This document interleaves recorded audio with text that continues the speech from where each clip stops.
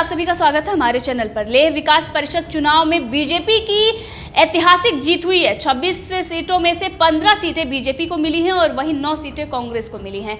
लेकिन अगर ये देखें तो बाकी जो वहां बीजेपी के कार्यकर्ता हैं और ये 370 हटने के बाद केंद्र शासित राज्य बनने के बाद ये पहली बार हुआ है कि वहां पर चुनाव हुआ है और उसमें बीजेपी को ऐतिहासिक जीत मिली है। ये देखना होगा कि बाकी जो वहां के कार्यकर्ता हैं उन्होंने किस तरीके से मेहनत की है और क्या विकास के काम किए गए हैं वहां पर, और इसीलिए वहां की जनता ने बीजेपी को चुना है। दूसरी तरफ अगर हम देखें तो वहां के जो नवयुवक सांसद हैं जो 370 को लेकर वो सामने आए थे और किस तरीके से उन्होंने संसद में बयान दिया था, जामयांग नामग्याल और वो वहाँ के सांसद हैं, उनको भी लगातार बधाइयाँ मिल रही हैं और बीजेपी के लिए ये बहुत बड़ी जीत है।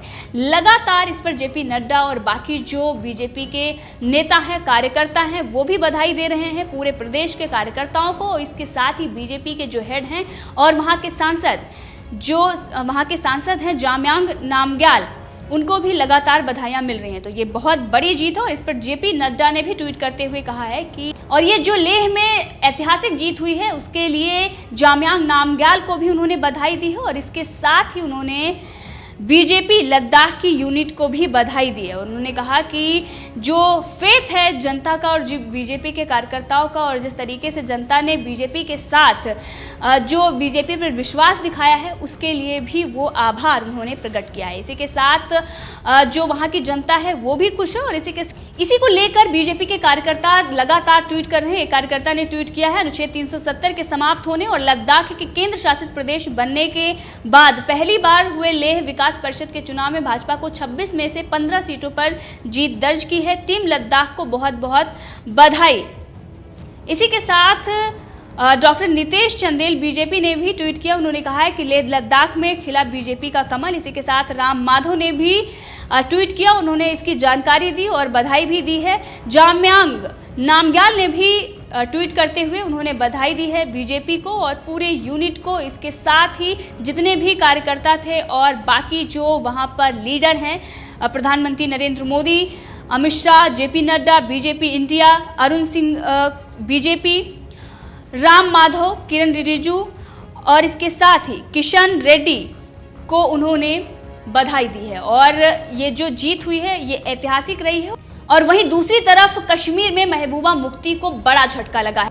उनके 3 नेताओं ने इस्तीफा दे दिया है। उन्होंने कि महबूबा की टिप्पणी से देशभक्ति की भावनाएं आहत हुई। इससे पहले आपने देखा था कि महबूबा मुफ्ती ने किस तरीके से तिरंगे का अपमान किया था, जिसके बाद उनके ही 3 नेताओं ने इस्तीफा दिया है। पीपुल्स डेमोक्रेटिक पार्टी पीडीपी के नेता टीएस बाजवा, वेद महाजन और हुसैन ए वफा ने पार्टी से इस्तीफा दे दिया है। पार्टी की अध्यक्ष महबूबा मुफ्ती को एक पत्र में तीनों नेताओं ने कहा है कि उनके द्वारा की गई टिप्पणी से देशभक्ति की भावनाएं आहत हुई हैं। वहीं अगर हम बात करें तो बीजेपी के कार्यकर्ताओं ने, बीजेपी के नेताओं ने पीडीपी के दफ्तर के बाहर तिरंगा फहराया है। ये महबूबा मुफ्ती के बयान के बाद हुआ है। वहीं पर लाल चौक पर बवाल हुआ था तिरंगा फहराने को लेकर, जिसमें बीजेपी के कार्यकर्ताओं को जेल भी जाना पड़ा है। लेकिन उसके बाद पीडीपी के दफ्तर के बाहर ये झंडा फहराया गया। और कश्मीर में अगर देंगे जिस तरीके से अमन चैन है 370 हटने के बाद से ही, लेकिन अलगाववादी नेता समय समय पर इस तरीके के बयान देते आ रहे हैं और इनकी आज़ादी की वकालत करने वाले आज मौन हैं। वो इस पर कोई भी जवाब नहीं दे रहे हैं। कांग्रेस किस तरीके से उसका जो चरित्र रहा है वो भी इस पर मौन है और कोई भी इस पर टिप्पणी नहीं कर रहा है। और इनकी वकालत के लिए पूरी कांग्रेस खड़ी हुई थी कि इनको नज़रबंद किया गया है। लेकिन आप देखें निकलते ही किस तरीके से देश विरोधी बातें की जा रही है। एक तरफ चाइना से 370 बहाल करने की बात की जा रही है, दूसरी तरफ तिरंगा का अपमान किया जा रहा है। और ये देश में रहने के लिए अभिव्यक्ति की आज़ादी और बाकी चीज़ों की बात करते हैं। सोनिया गांधी पत्र लिखती हैं, उनको आज ये देखना चाहिए कि वो जो पत्र लिख रही हैं और इससे ज़्यादा अभिव्यक्ति की आज़ादी किसी देश में नहीं हो सकती। और वहीं उनके ही जो महाराष्ट्र, जहाँ पर उनकी सत्ता चल रही है, जहाँ पर उनकी सरकार है, वहाँ पर किस तरीके से तानाशाही चल रही है। तो दोहरा चरित्र ये कांग्रेस का है। और वहीं महबूबा मुफ्ती जिन्होंने ये बयान दिया था, पूरी देश की जनता इस बात को लेकर आक्रोशित है। और वहीं बीजेपी के कार्यकर्ताओं ने उनके ही घर में, यानी उनके दफ्तर के बाहर किस तरीके से तिरंगा फहराया है और इसी के साथ उनके जो नेता हैं उन्होंने भी इस्तीफा दे दिया है, क्योंकि देश विरोधी बातें करने वाले देश के कभी सगे नहीं हो सकते हैं और इसीलिए देशभक्ति की भावनाएं उनकी आहत हुई हैं, जिसके चलते उन्होंने इस्तीफा दिया है। दूसरी तरफ अगर हम बात करें तो लद्दाख में जो लेह में जिस तरीके से चुनाव हुआ है, लद्दाख स्वायत्त पर्वतीय विकास परिषद के छठे जो आम चुनाव में भाजपा को शानदार जीत मिली है। ये बीजेपी जो जिस तरीके से काम कर रही है, जो वहाँ के सांसद हैं और इसके साथ ही गृह मंत्री अमित शाह की वो मेहनत है जो उन्होंने लद्दाख के लिए, जो उन्होंने पूरे कश्मीर के लिए किया और जिस तरीके से 370 हटाकर केंद्र शासित प्रदेश घोषित किया और उसके बाद विकास के काम वहां पर हो रहे हैं। लेह में जिस तरीके से बीजेपी की जीत हुई है, ये करारा तमाचा उन अलगाववादियों और जो 370 की वकालत कर रहे हैं उन लोगों के मुंह पर है, क्योंकि वहाँ की जनता बीजेपी के साथ है, देश के साथ है और ये उसने दिखाया है वहाँ की जनता ने कि वो बिल्कुल भी नहीं चाहते कि 370 यहाँ पर रहे। वहाँ की जो जनता है वो अमन चैन से रह रही है और 370 हटने के बाद वहाँ पर बदलाव आए हैं और इसीलिए जनता बीजेपी पर भरोसा कर रही है, ना कि बाकी पार्टियों पर।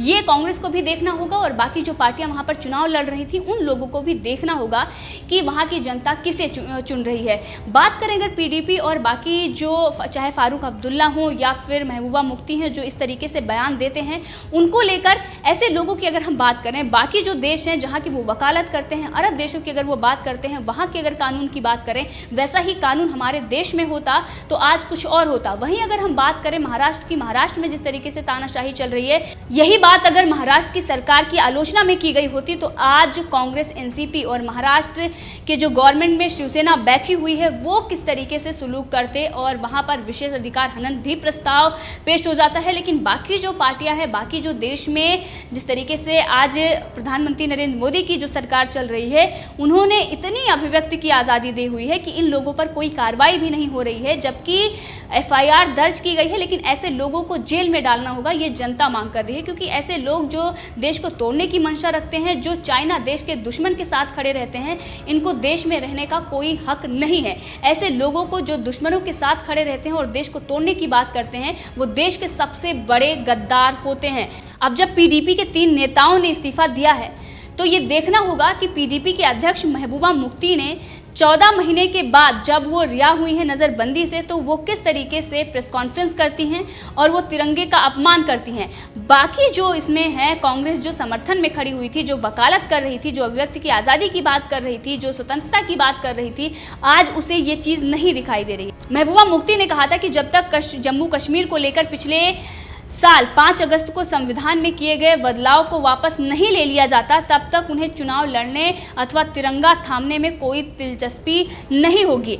अब इनका जो ये बयान है, इसका चौतरफा इसकी आलोचना हो रही है। बीजेपी के वरिष्ठ नेता और केंद्रीय कानून मंत्री रविशंकर प्रसाद ने भी इस पर टिप्पणी की थी। उन्होंने कहा था कि महबूबा मुफ्ती की ये टिप्पणी राष्ट्रीय ध्वज की शुचिता का घोर अपमान है और जब तक कश्मीर का ध्वज बहाल नहीं हो जाता तब तक तिरंगा नहीं उठाएंगी, ऐसा उन्होंने कहा था।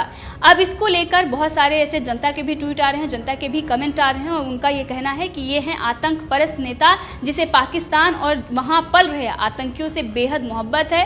पाक आईएसआई के बतौर एजेंट कश्मीर में रहती हैं, ना कभी भारत की थी और ना ही कभी हो सकती हैं। ऐसे द्रोहियों का मर जाना ही कश्मीर के हित में है। इसी के साथ एक यूजर ने लिखा है कि शर्म बची हो तो थोड़ी बहुत चुल्लू भर पानी में डूब मरो मैडम, जिस देश का आप खाती हो उसी में छेद कर रही हो। इंडियन सेना ने उस समय अगर मदद नहीं की होती तो आपके हाल बुरे होते। पूरे मामले में आप भी अपनी राय रख सकते हैं, कमेंट करके जरूर बताएं। अगर आपने अभी तक चैनल को सब्सक्राइब नहीं किया है तो कर ले, ताकि हर अपडेट आप तक पहुंचती रहे। धन्यवाद।